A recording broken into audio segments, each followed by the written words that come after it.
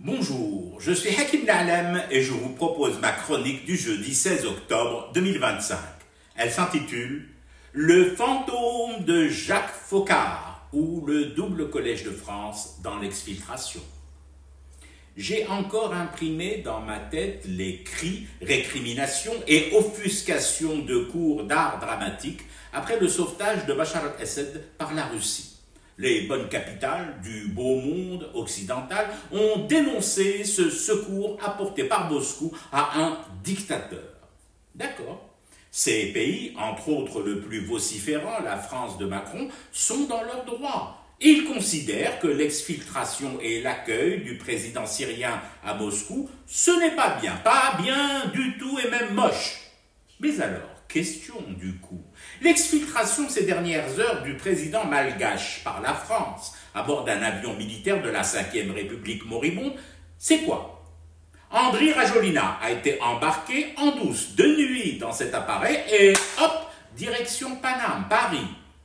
Je rappelle tout de même que ce même Rajoelina a fait réprimer dans le sang des manifestations populaires contre la pauvreté, la baisse vertigineuse du pouvoir d'achat sur l'île et la corruption endémique. Tir sans sommation dans la foule sur ordre de ce chef d'État, avec au bout ce bilan encore provisoire. 22 morts et des centaines de blessés et d'estropiés à vie. Parce qu'au fond, il est bon de ramener les actions des uns et des autres à leur stricte réalité. C'est ce personnage aux mains engluées de sang qui s'en est enchoui à débarbouiller dans les toilettes de l'avion militaire vers Paris, que la France vient d'exfiltrer. Il ne me semble pas correspondre au profil type du président raboté aux normes françaises, occidentales et internationalement correctes de la démocratie. « Mais Merlich !» répond le Quai d'Orsay. Et dans cette réponse française, il y a cet argument à se taper le cul par terre et à se fendre demain, vendredi, d'un couscous au potiron. Je vous le livre, l'argument.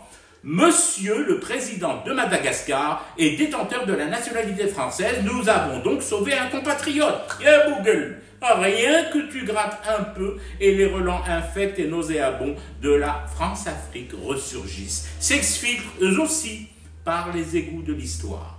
Les Russes qui sauvent Bachar du couteau d'un chef terroriste ayant assassiné, décapité des dizaines d'Occidentaux, Giuliani, ça ne se fait pas. C'est scandaleux, c'est intolérable. Mais le roi aigrefin de l'île de Madagascar, le monsieur blanchiment de l'argent sale, lui par contre, il est jouze aux yeux de Fafa.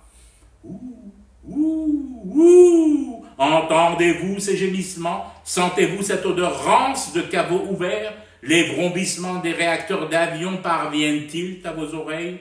Le fantôme de Jacques Foccart survole encore et toujours les aérodromes militaires de France et de Navarre. Je fume du thé et je reste éveillé. Le cauchemar continue.